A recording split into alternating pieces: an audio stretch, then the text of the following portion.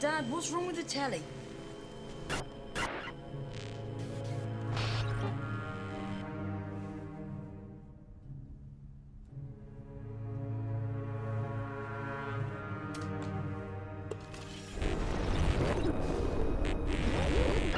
Good evening, London.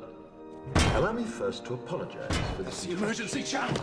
I do, like many of you, appreciate the comforts of everyday routine, the security of the familiar, the tranquility of repetition.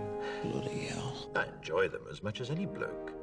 But in the spirit of commemoration, Who's that, Mum? whereby those important events of the past, usually associated with someone's death or the end of some awful bloody struggle, are celebrated with a nice holiday, I thought we could mark this November the 5th, a day that is sadly no longer remembered, by taking some time out of our daily lives to sit down and have a little chat. There are, of course, those who do not want us to speak. Let me think, just let me I think. suspect even now, orders are being shouted into telephones, and men with guns will soon be on their way. It's Chancellor Sutler. Damn it! Why? Because while the truncheon may be used in lieu of conversation, words will always retain their power. Words offer the means to meaning, and for those who will listen, the enunciation of truth.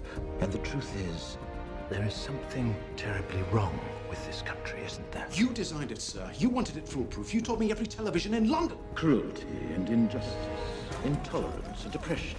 And where once you had the freedom to object, to think and speak as you saw fit, you now have censors and systems of surveillance, coercing your conformity and Cameras. soliciting your submission. We need cameras. How did this happen?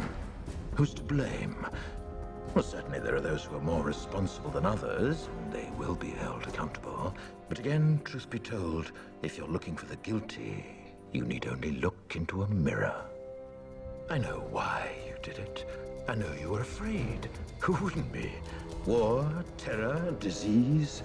There were a myriad of problems which conspired to corrupt your reason and rob you of your common sense. Fear got the best of you, and in your panic you turned to the now High Chancellor, Adam Sutler. He promised you order, he promised you peace, and all he demanded in return was your silent, obedient consent. Inspector, you're almost through. Last night, I sought to end that silence. Last night, I destroyed the Old Bailey to remind this country of what it has forgotten. More than 400 years ago, a great citizen wished to embed the 5th of November forever in our memory. His hope was to remind the world that fairness, justice, and freedom are more than words. They are perspectives. So if you've seen nothing, if the crimes of this government remain unknown to you, then I would suggest that you allow the 5th of November to pass unmarked. But if you see what I see, if you feel as I feel, and if you would seek as I seek, then I ask you to stand beside me 1 year from tonight, outside the gates of Parliament. And together we shall give them a 5th of November that shall never, ever be forgotten.